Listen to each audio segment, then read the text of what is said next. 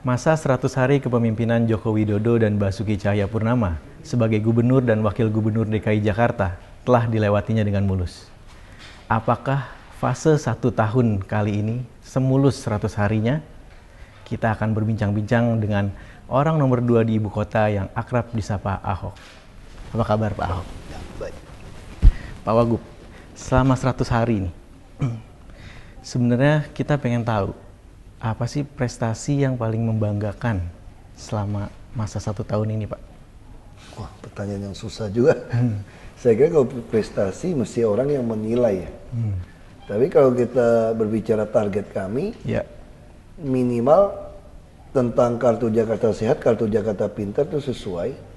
Lalu program tentang normalisasi sungai dan waduk kita sudah bisa mulai. Termasuk transportasi massal juga sudah mulai.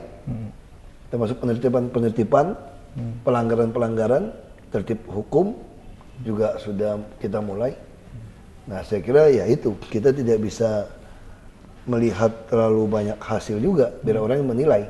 Tapi kalau dari sisi kesehatan, walaupun masih tambal sulam dengan rumah sakit karena masalah biaya dari Askes, minimal sekarang tidak ada lagi orang DKI yang harus mati di rumah menunggu SKTM.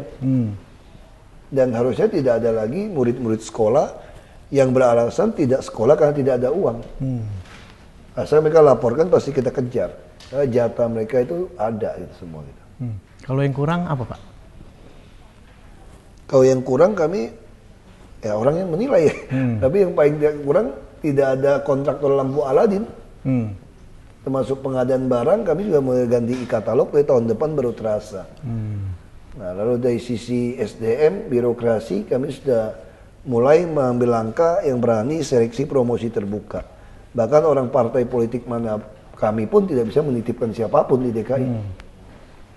Itu langkah-langkah yang kita lakukan. Dan yang paling bisa kita lakukan dari sisi birokrasi, kami telah membuka laporan APBD itu sampai lembar yang ketiga.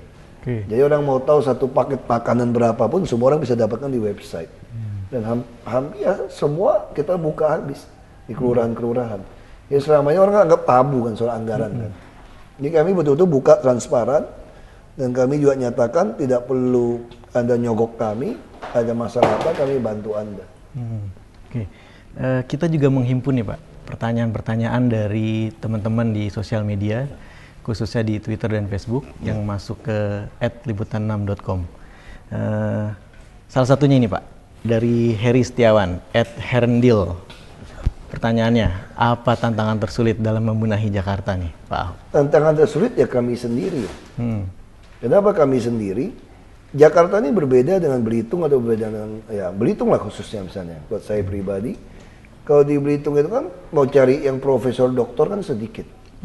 Kalau tidak ada profesor doktor, belakangnya pasti PhD kalau di Jakarta. Jadi kalau kita kumpulkan orang, kita pengen tahu pengetahuan ya mudah saja. Jadi kita tidak perlu terlalu banyak belajar, lah gurunya banyak. Artinya itu nggak perlu cari-cari sendiri ilmunya. Ketemu, orang kasih masukan, kita jadi pintar. Di sini cuma perlu latihannya bukan latihan otak, saya bilang, latihan otot. Otot apa? Otot jantung, otot saraf gitu kan. Karena apapun yang kita putuskan itu, ini mengganggu kepentingan oknum dari melarat sampai konglomerat. Itu saya katakan, makanya kesulitan itu ada kami sendiri. Kira-kira kamu berani nggak hadapi kepentingan orang ini? Terus yang kedua juga kami sendiri. Ini tawaran suap menyuap, uang juga besar di sini. Nah, Anda berani nggak untuk menolak? Anda berani tidak untuk mengatakan bahwa kami cukup dengan gaji kami, penghasilan kami di sini? Nah, ini penting. Ya, tantangan utama di sini adalah kami sendiri. Ketika kami tidak punya kepentingan, hanya berpikir untuk DKI, kalau kepalanya lurus, maka bawahnya pasti tidak berani, tidak lurus. Itu konsep seperti itu. Tapi dengan otot bukan maksud dengan kekerasan kan ya Pak? Ya maksudnya otot jantung supaya jangan jantungan gitu kan, otot saraf supaya nggak kena stroke gitu kan. Terus otot kaki yang kenceng, kalau ada macam-macam ambil langkah 1000 kabur gitu loh.